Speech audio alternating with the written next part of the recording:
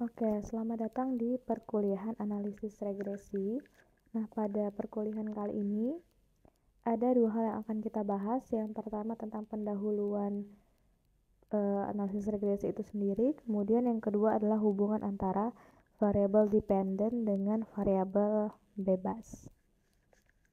Nah, pendahuluannya adalah jadi dalam kehidupan sehari-hari biasanya kita akan menemukan permasalahan-permasalahan di mana suatu variabel atau suatu kejadian itu tidak terjadi secara serta-merta sendiri gitu, tapi dipengaruhi oleh variabel lainnya juga, atau bahkan dipengaruhi berkaitan dengan variabel lainnya.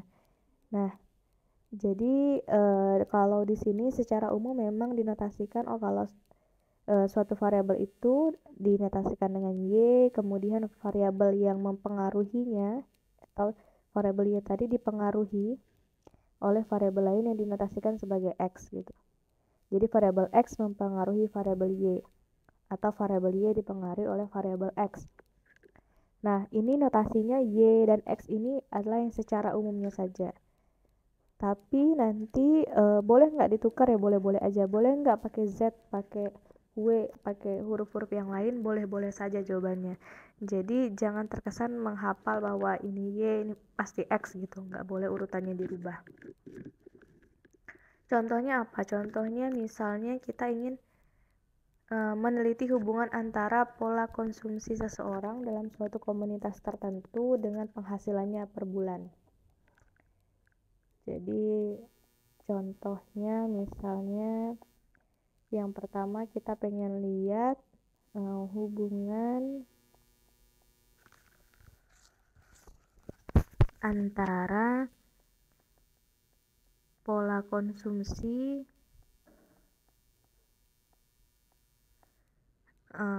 seseorang dengan penghasilan per bulan.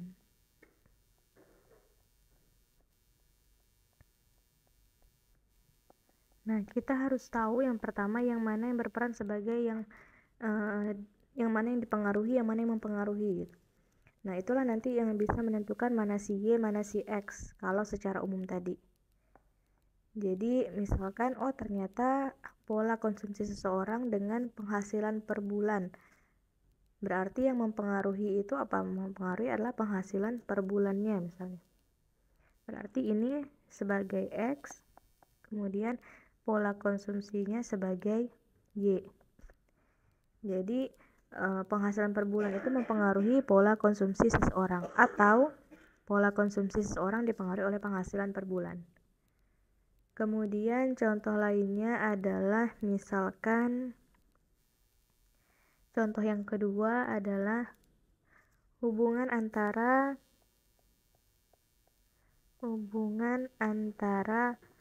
pendapatan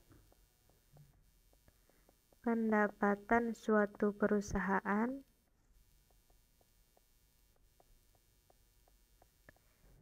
dengan biaya yang dikeluarkan, dengan biaya iklan misalnya, biaya iklan media cetak.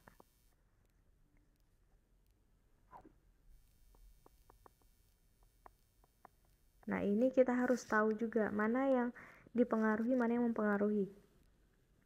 Jadi, kalau dari contoh yang kedua ini yang berperan sebagai yang dipengaruhi itu adalah si Y gitu. Jadi, biaya iklan itu yang mempengaruhi. Jadi, biaya iklan itu mempengaruhi pendapatan si suatu perusahaan itu sendiri. Berarti ini berperan sebagai Y, kemudian ini berperan sebagai X. Seperti itu. Jadi harus tahu mana perannya masing-masing, peran dari kejadian itu atau peran dari variabel itu. Tapi ingat tidak mesti Y dan X. Ini hanya karena kita masih pendahuluan, masih pengantarnya. Jadi secara umum saja memang biasanya digunakan notasi Y dan X. Nah, Y dan X ini siapa? Y dan X ini, Y inilah yang dinamakan dengan variabel dependent. Jadi Y inilah sebagai variabel dependent. X-nya sebagai variabel, biasa lawannya berarti independen. Ini istilahnya banyak ya. Ada dependen independen, ada bebas dan terikat, berarti ini bebas, ini terikat.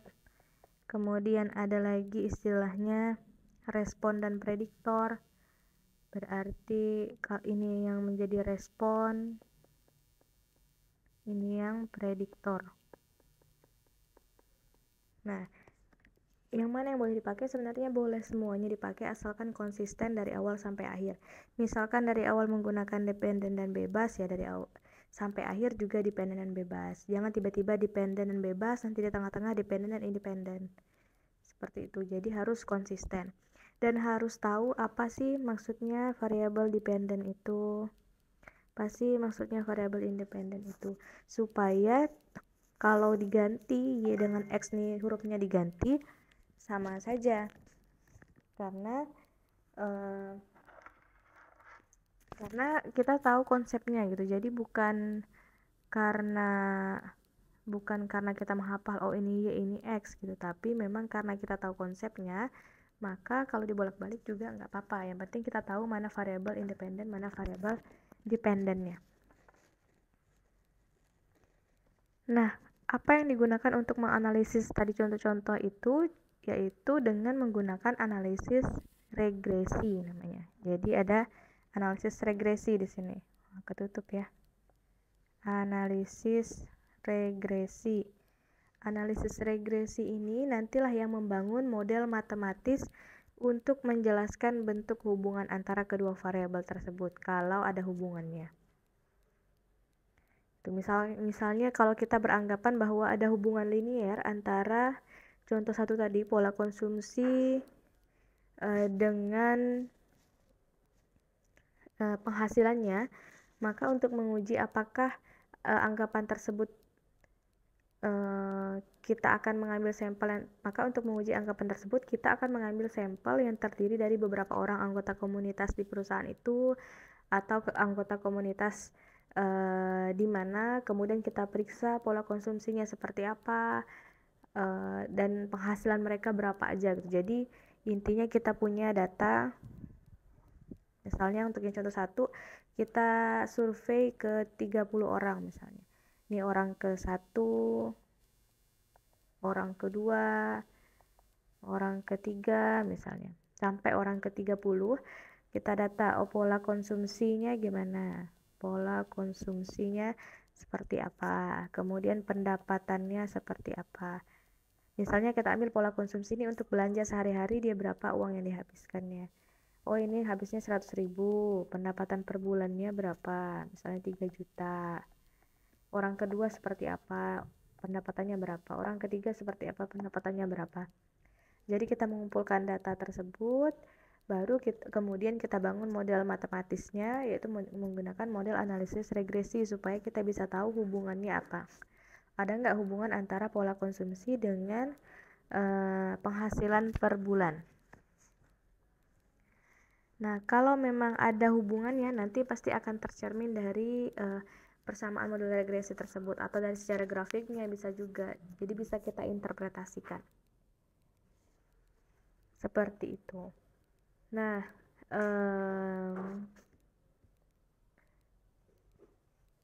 kemudian kita masuk ke bab yang kedua, subbab yang kedua ya, hubungan antara variabel dependen dengan variabel bebas. Nah, gimana cara melihat hubungannya? Hal mendasarnya adalah kalau misalkan kita hanya melibatkan satu variabel dependen, satu variabel bebas, maka bentuk hubungan antara kedua variabel tersebut biasanya diperiksa dengan memetakan setiap pasangan pengamatan X, Y dalam suatu diagram pencar. Tahu ya diagram pencar atau scatter plot. Jadi kita bisa lihat dari scatter plot itu hubungannya seperti apa. Nanti di scatter plot itu nanti sumbu tegaknya adalah variabel dependen dan sumbu mendatarnya adalah variabel bebas. Nah, ternyata si diagram pencar ini atau scatter plot ini banyak manfaatnya. Selain tadi untuk melihat memeriksa bentuk hubungan antara kedua variabel, maka bisa juga kita gunakan untuk mengeksplorasi data. Misalnya, oh ternyata di dalam, nanti kelihatan dari scatter plot itu, misalnya kalau seperti ini garisnya, nanti titik-titiknya di sini, ya tiba-tiba ada satu yang jauh di sini. Nah ini mungkin aja, oh ternyata ada pencilan di sini, pencilan atau outlier. Kemudian bisa melihat kecenderungan datanya, oh datanya trennya naik gitu kalau ada tren, oh datanya trennya turun, oh datanya tidak mengandung tren. Nah ternyata diagram pencar punya manfaat itu juga di analisis regresi gitu. Jadi kita bisa interpretasikan dari situ. Nah, variabel dependennya tadi sumbu tegak dan variabel bebasnya itu dipetakan dalam sumbu mendatar ya. Jadi dependennya kan Y.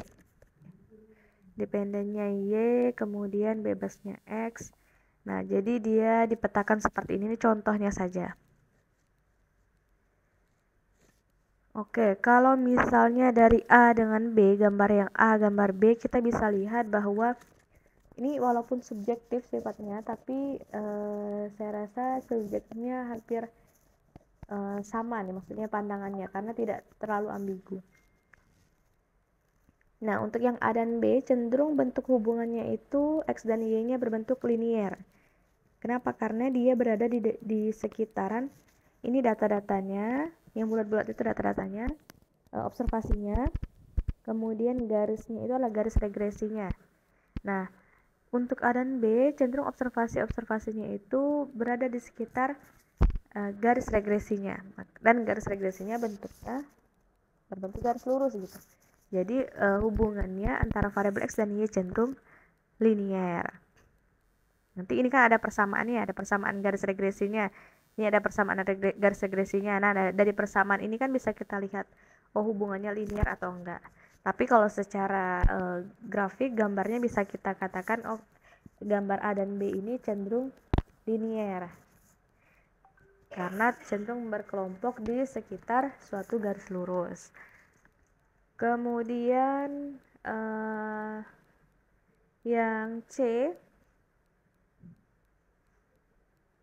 yang C itu hubungan antara variabel X dan Y mungkin dapat dijelaskan melalui suatu persamaan, bisa juga pakai eksponensial atau kuadratik. Jadi dia nggak linear nih. Ya kalau dilihat dari garisnya aja bukan garis lurus ya. Nah kalau mungkin dibuat persamaannya, nanti persamaannya adalah persamaan yang entah itu eksponensial atau kuadratik. Kemudian untuk yang D ini justru tidak menunjukkan adanya, saya tulis dulu ya, ini linier, kemudian ini juga linier, ini biasa kuadratik atau eksponensial. Nah beda halnya dengan yang D ini cenderung bisa dikatakan tidak menunjukkan adanya hubungan yang kuat antara variabel X dan Y. Kenapa? Karena dalam gambar tersebut observasinya terpencar secara sembarang gitu, tanpa menunjukkan adanya suatu keteraturan gitu ya. Kalau ini kan ada keteraturan nih, oh dia ada di sekitar sini, keteraturan ya, ini ada sekitar sini. Kalau ini juga, tapi kalau yang D ini terpencar secara sembarang gitu, sehingga bisa mengindikasikan indikasi awal kita, oh bisa jadi tidak ada hubungan yang kuat, tidak ada hubungan yang kuat antara X dan Y, karena tidak teratur dan ya tidak teraturnya artinya apa? Observasinya tidak mengikuti suatu keteraturan berada di sekitar garisnya gitu, malah terpencar secara sembarang. Seperti itu. Nah, kemudian pemetaan pasangan data XY itu ke dalam suatu diagram pencar itu sebenarnya adalah langkah awal. Jadi memang tadi sebagai asumsi awal yang mengindikasikan bahwa oh ini ada hubungan antara kedua variabelnya, ada atau enggak gitu ya. Jadi untuk memastikannya tentunya nanti dengan analisis lebih lanjut. Tapi untuk sebagai asumsi awal kita bisa tahu dari diagram pencar, yang pertama ada atau tidaknya kecenderungan bahwa data tersebut mengelompok di sekitar garis atau kurva sederhana lainnya. Tadi ya, ada kecenderungan dia mengelompok di suatu sekitar garis lurus untuk yang A dan B, kemudian yang C dia bentuk kurva sederhana entah eksponensial atau kuadratik gitu. Kemudian yang kedua adalah bagaimana kecenderungan bentuk hubungan antara variabel X dan Y.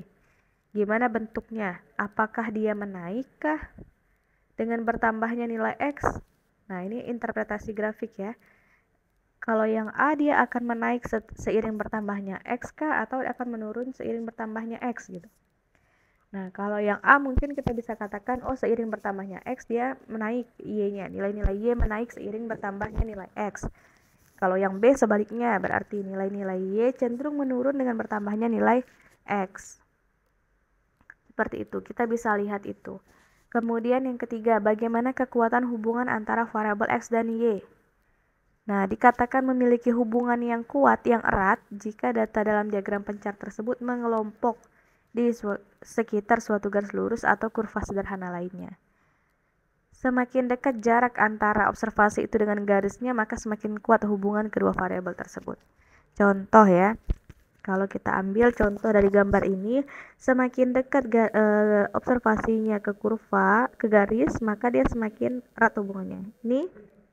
Ini kalau dibandingkan dengan yang ini, maka yang ini ada hubungannya lebih kuat dibanding ini. Nah, sekarang kita lihat secara keseluruhan gitu. Oh, mana yang hubungannya yang paling kuat. Makanya harusnya dia semakin dekat dengan garisnya, maka dia akan semakin kuat hubungannya.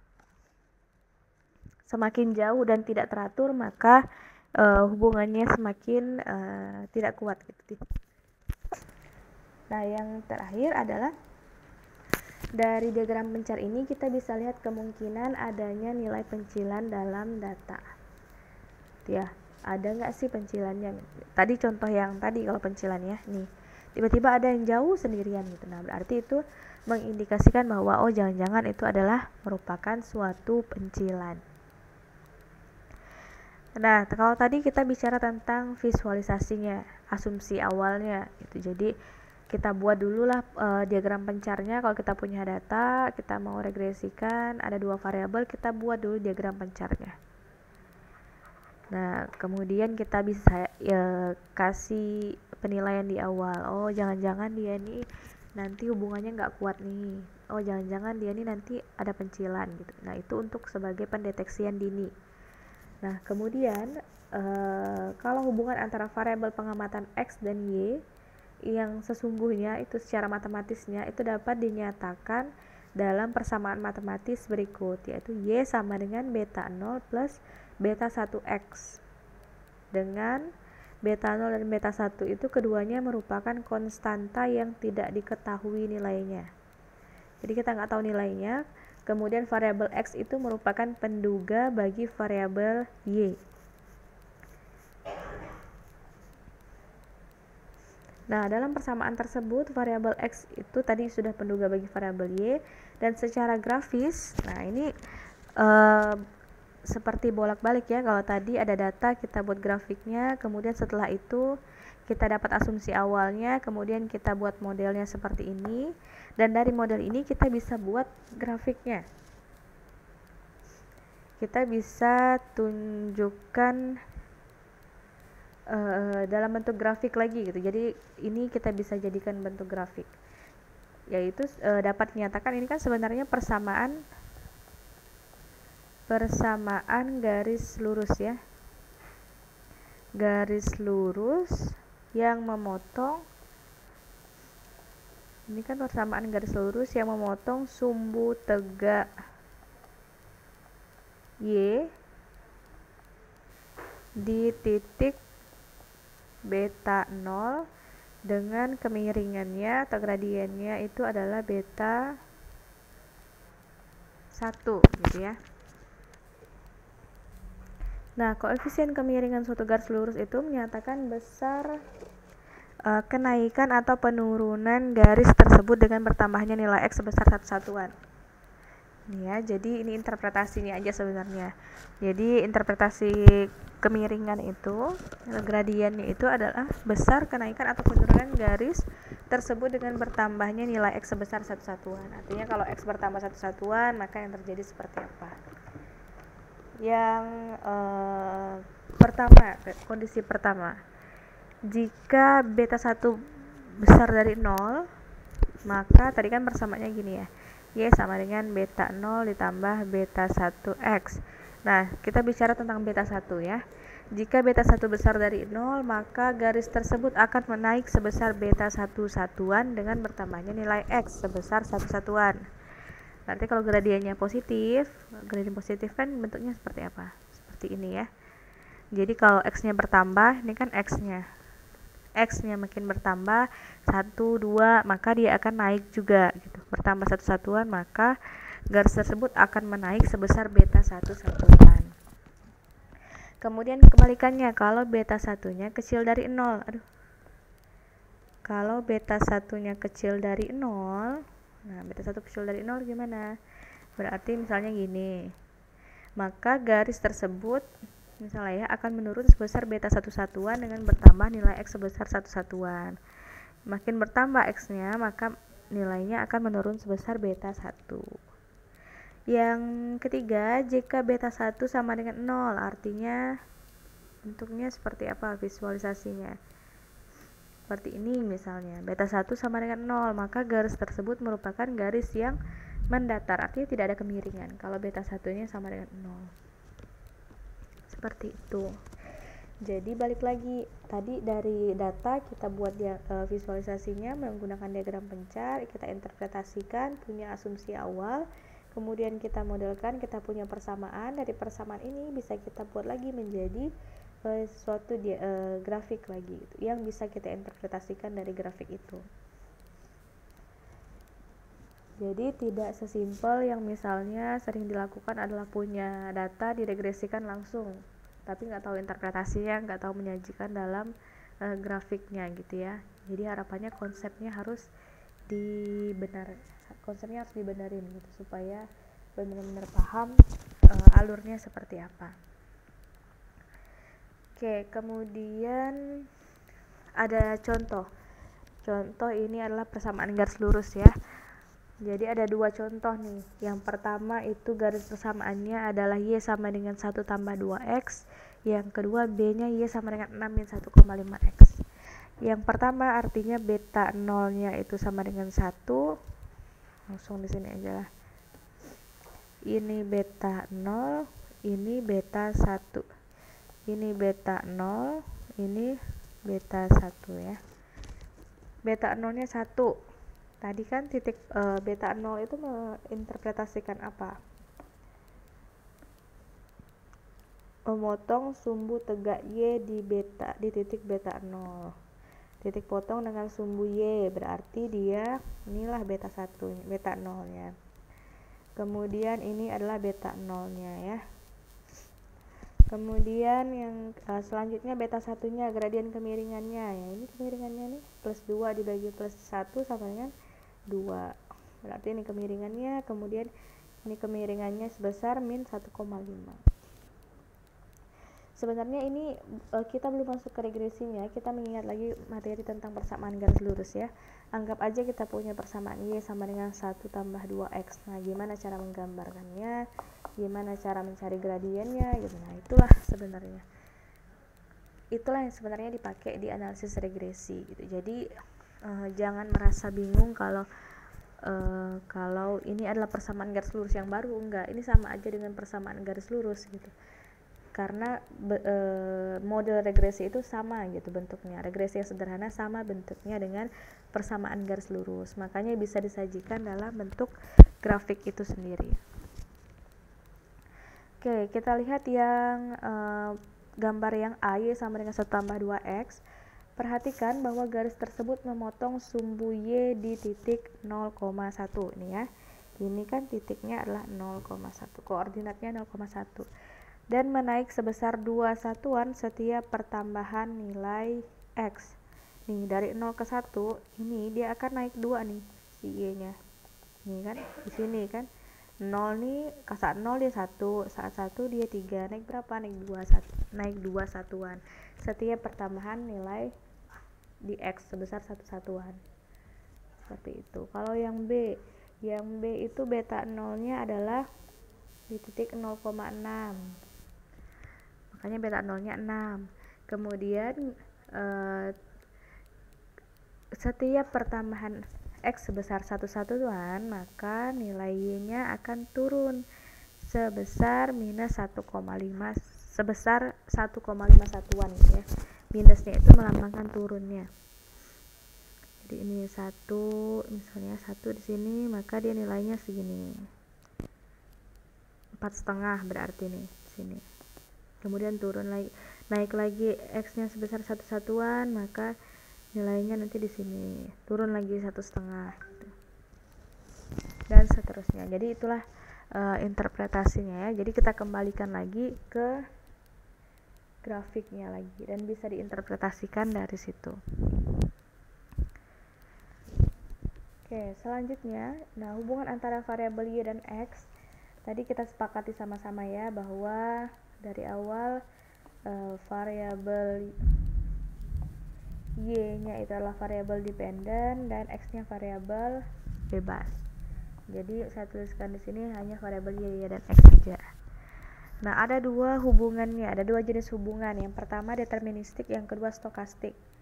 Deterministik artinya setiap nilai variabel Y itu sifatnya konstan dan hanya tergantung pada nilai variabel X saja. Oke, jadi kalau deterministik, nilai variabel Y-nya konstan dan hanya bergantung pada variabel X. Nah, dalam hal ini misalnya setiap nilai X berpasangan dengan hanya satu nilai Y saja. Sehingga untuk suatu nilai X tertentu, nilai Y-nya dapat langsung kita tentukan dengan pasti. Yang kedua adalah hubungan stokastik. Stokastik ini di mana variabel Y merupakan variabel acak yang nilai-nilainya tergantung pada nilai X. Tetapi nggak bisa diduga dengan pasti. Nah, yang membedakan harus digarisbawahi adalah ini tidak dapat diduga dengan pasti, ini dapat diduga dengan pasti. Maksudnya apa? Kita langsung ke contoh. Contoh yang pertama, seorang tukang pisang goreng menjual dagangannya dengan harga Rp500 per biji. Jika X adalah jumlah pisang goreng yang terjual pada suatu hari tertentu, dan Y adalah jumlah pendapatan kotor per hari, maka hubungan antara Y dan X dapat dinyatakan melalui model Y sama dengan 500X. Nah, ini kalau misalnya tidak ada dituliskan model nih, kalian harus bisa membuat modelnya seperti ini ya. Maksudnya membentuk modelnya gitu.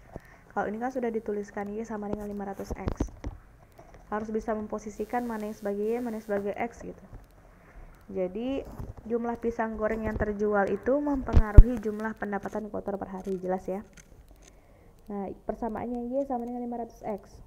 Maka ini hubungannya deterministik. Kenapa deterministik? Karena nilai Y dapat ditentukan dengan pasti jika nilai X diketahui besarnya. Contoh, kalau yang pisang goreng yang terjual ada 2 pisang goreng saja, maka berapa pendapatannya? Berarti 1000. Udah jelas pasti kan, 500 kali 2. Kalau misalnya yang terjual 10, nah kita langsung bisa lihat, berarti pendapatannya 5000. Jadi dapat ditentukan dengan pasti. Lihat lagi tadi di slide sebelumnya. Oke, kemudian contoh kedua. Dalam memproduksi suatu jenis barang, sebuah perusahaan harus mengeluarkan sejumlah biaya yang terdiri atas biaya tetap sebesar 1 juta dan biaya variabel sebesar 300 per satuan hasil produksinya. Jika X adalah jumlah produksi barang tersebut dan Y adalah total biaya produksi, maka hubungan antara Y dan X dapat dinyatakan dalam bentuk Y sama dengan 1 juta ditambah bukan 200 ya, ini harusnya 300X. Nah, ini juga berarti hubungan yang deterministik. Kenapa deterministik? Karena dapat ditentukan secara pasti. Kalau misalnya produksinya 1, berarti dia Rp1.300.000. Kalau nggak ada produksi, berarti biaya produksinya tetap 1 juta gitu. Jadi dapat ditentukan secara pasti. Oke, contoh yang terakhir, pengetahuan tentang pola pengeluaran rumah tangga untuk keperluan rekreasi keluarga merupakan salah satu aspek yang menjadi bahan pertimbangan pengusaha hiburan untuk memperluas atau mempertahankan usahanya di suatu daerah. Pada umumnya, besar pengeluaran suatu keluarga untuk keperluan rekreasi cenderung meningkat dengan meningkatnya pendapatan keluarga tersebut. Akan tetapi, besar pengeluaran suatu rumah tangga untuk keperluan rekreasi tidak semata-mata dipengaruhi oleh besar pendapatan, tetapi juga dipengaruhi oleh berbagai faktor lain. Nah, ini masuk ke kategori yang mana? Deterministik atau stokastik?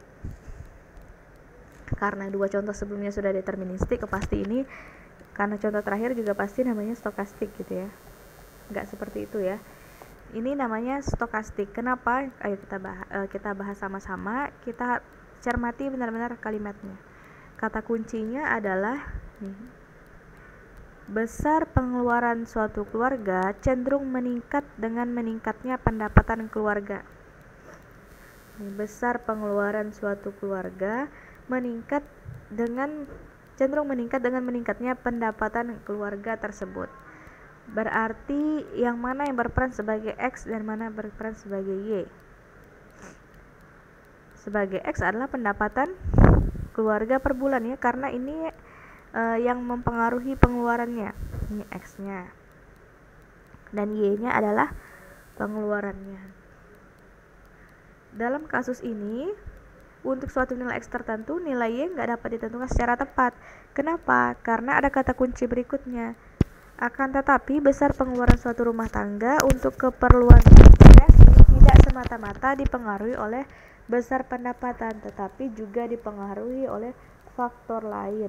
Nah, ada faktor lain yang kita nggak tahu faktor lainnya apa. Makanya dia masuk ke dalam hubungan stokastik, karena nggak bisa kita duga langsung, nggak bisa kita buat model Y sama dengan 1000X misalnya.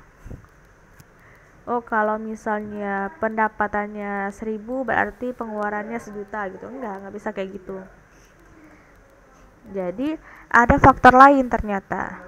Nah, gimana modelnya? Model probabilistiknya. Karena stokastik berarti ada model probabilistik. Modelnya adalah, kita hapus ini. Model probabilistiknya model probabilistik yang mengaitkan pengeluaran rumah saya tulis aja, yang mengaitkan pengeluaran rumah tangga ke I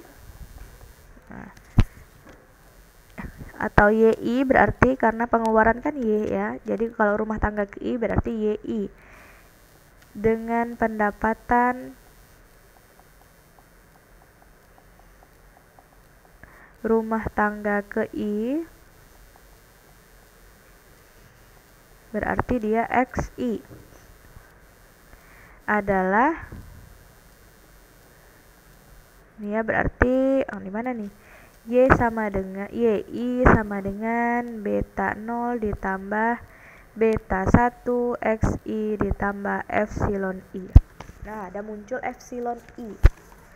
Epsilon I ini adalah nilai dari suatu variabel acak epsilon yang merepresentasikan tadi faktor-faktor lain tadi yang nggak bisa kita tentukan secara pasti karena ada faktor-faktor lain yang mempengaruhi. Yang faktor-faktor itu pun kita nggak tahu secara pasti. Nah, itulah yang namanya epsilon atau errornya sebenarnya, galat sebenarnya. Nah, ini adalah galat acak. Ini galat. Ini namanya galat. Artinya apa itu galat? Galat error residual gitu. Kita walaupun sebenarnya beda artinya, beda penempatannya, tapi kita anggap saja ini sama. Si galat ini, si residual ini sebenarnya adalah selisih antara nilai pengamatan YI dengan beta 0 plus beta 1 XI. Kenapa? Ya, kita operasikan secara matematis saja. Misalnya Ini seperti ini ya, maka YI itu adalah tadi selisih epsilon I adalah selisih antara YI dengan beta 0 plus beta 1 XI gitu ya. Jadi selisihnya, atau misalkan kita tulis ini sebagai Y topi misalnya, maka epsilon I adalah selisih dari Y topi I, seperti itu ya. Jadi itulah yang ini yang sering salah nih, sering menjadi pertanyaan baik di seminar maupun di sidang, dan sering sekali mahasiswa tidak mengetahui maksud galat itu seperti apa. Selisih antara pengamatan dengan titik yang terletak di antara ini, atau selisih antara observasi dengan hasil prediksi, itu yang dinamakan dengan galat, residual atau error gitu. Nah, inilah yang nanti akan kita pelajari. Model stokastik inilah, analisis regresi sederhana inilah yang akan kita pelajari, dan analisis regresi berganda juga. Tapi yang di awal kita baru belajar yang analisis regresi sederhana saja.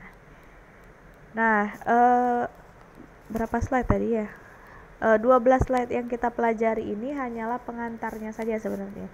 Kita sama sekali belum masuk ke tahapan regresinya, gimana caranya dan selanjutnya gitu. Kita hanya baru mematahkan konsep saja. Kenapa? Karena seringkali salah interpretasi. Saya nggak tahu salahnya di mana, tapi ketika seminar dan skripsi sering sekali mahasiswa salah konsepnya gitu.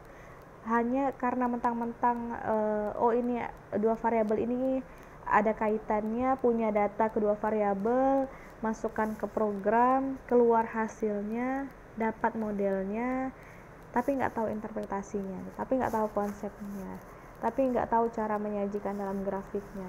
Nah, itu yang perlu, kenapa ini perlu disampaikan gitu, supaya kedepannya harapannya tidak ada lagi, atau kesalahan-kesalahan itu bisa diminimalisir. Seperti itu. Silahkan dipelajari. Untuk pertemuan berikutnya kita sudah akan masuk ke analisis regresi linear sederhana. Seperti itu. Terima kasih, semoga bisa membantu dan bisa membantulah dan meluruskan beberapa persepsi-persepsi yang keliru tentang analisis regresi. Ya, terima kasih.